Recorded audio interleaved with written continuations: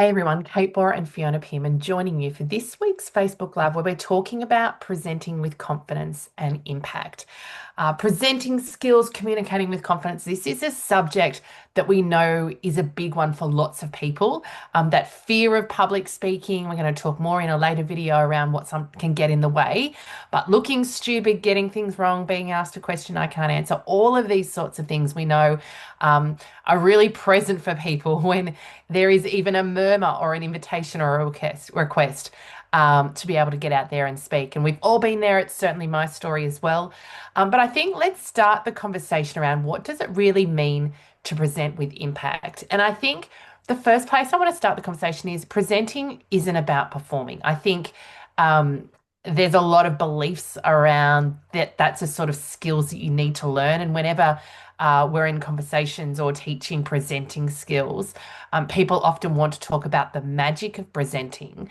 But the truth about presenting with impact, especially within the corporate environment, right? We're not talking about being a keynote speaker, entertaining people in the context of a conference. We're talking about being able to get up in front of a group of people within the workplace and or online and to be able to efficiently and most importantly, effectively communicate a message. We have a beautiful definition of effective communication, and that is that your message is received as intended.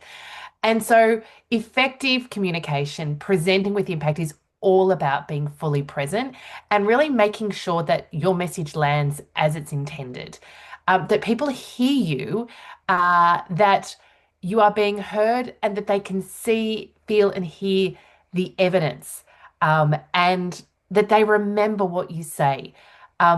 Because we've all been in rooms where people have been speaking, and it's completely almost gone through the room and out the door. And so, really, to present with impact is to be seen, heard, and remembered. I think the next piece that we want to dig into, and if you are fully present, it makes it much easier for others. You can be sure about your intention. You need to know and be grounded in the why of your message, of why it's important. And you want that audience to have an experience. You want them to think, you want them to feel something. And you need to be clear about what you want them to walk away with. What's the outcome? What's the action you want them to take? And when you've got that clarity and that intention, they are much more likely to receive it. I think alongside that, you really have to bring some conviction to it. When you believe in it, when you hold what you know with that really solid sense of self, and you've done enough preparation, not over preparing, but you've done enough that you can really mindfully share it, the audience believes it, they receive it, and they can take that in and then do something with it. Yeah, I think, you know, one of the things we teach in presenting skills always is be clear on what you want people to do, think, what's the decision you're seeking to make. We always kind of really focus around the one outcome, because that then very much orientates, right, how you go about presenting, the structure of your thoughts, how you engage with the audience. I think presenting with impact doesn't always mean it's going to go perfectly. Um, we have to be able to be present and live to the conversation that's in the room, to the questions, to the curiosity, maybe to the judgment as well, to what's being said and what's not being said. And so great presenters are able to, regardless of what they walked into the room thinking they were going to do, are able to meet the people in the conversation where it's at, to be able to flex in terms of the conversation, the presentation, the questions. That doesn't mean always being able to answer every question that we get asked. It's one of the big fears for people. It may be being able to meet that and say, I can come back to that later. Um, but nothing worse than ignoring dynamics, contexts that are operating in the room and staying focused on the plan because the person who's at the front of the room who's presenting is only focused on the plan, right? And not paying attention to what else is going in the room. So we need to be able to see and hear what's being said, what's not being said, to meet that, to be curious about that, to engage with it, and to facilitate with it as well, and not be knocked off kilter. I think it's It takes some experience and certainly some skills to be able to do that. But when you are able to confidently own your outcome, but equally meet the curiosity and the questions of others with that same level of confidence, that it doesn't weaken your confidence, then that earns you credibility, it earns you respect.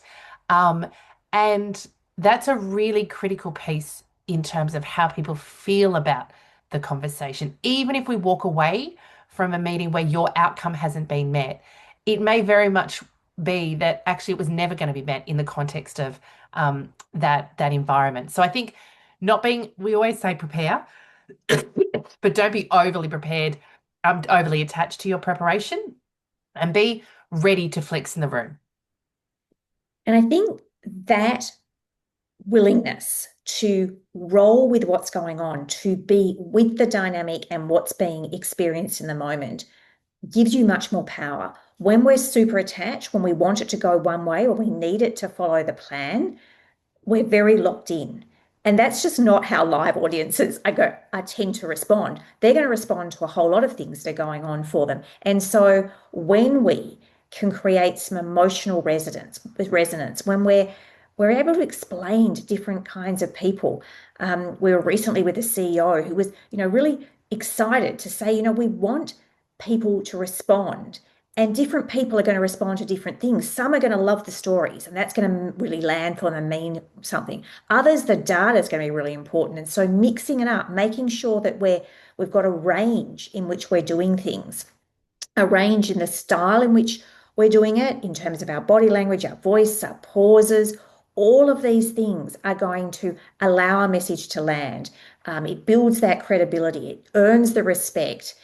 It earns influence. That's what we're doing here. When we have impact, we influence the outcome and the people we're with. And I think that real sense of impact is much more likely to occur when we've got inner and outer alignment. We know that when we feel it internally and we can express it externally, when the words, the energy, our intention match, that's when we have that incredibly powerful impact where people walk away going, wow, and they're inspired to take action and to do something as a result of it. Yeah, I think that doesn't happen magically, right? There's work to be done in order to get there. But as you say that, Fee, I'm really reminded of when I've been at the front of the rooms where I feel like I had impact. Absolutely, I've felt that alignment. And when I've been sitting in rooms where people have inspired me or had impact on me, it's very much because um, I felt alignment, like I felt authenticity and I felt power in the message. Team, we're going to leave it there. If you've enjoyed today's confidence conversation, or you know someone who would benefit from the conversation, please share it or tag them in the post. If you'd like to hear more of these conversations, head over to our YouTube channel, hundreds of videos over there, including over 50 of our Acts of Confidence alumni sharing the impact of our work and the transformations they've experienced of being through our program. And if and when you're ready to go deeper with your relationship with core confidence, visit our website, coreconfidence.com.au.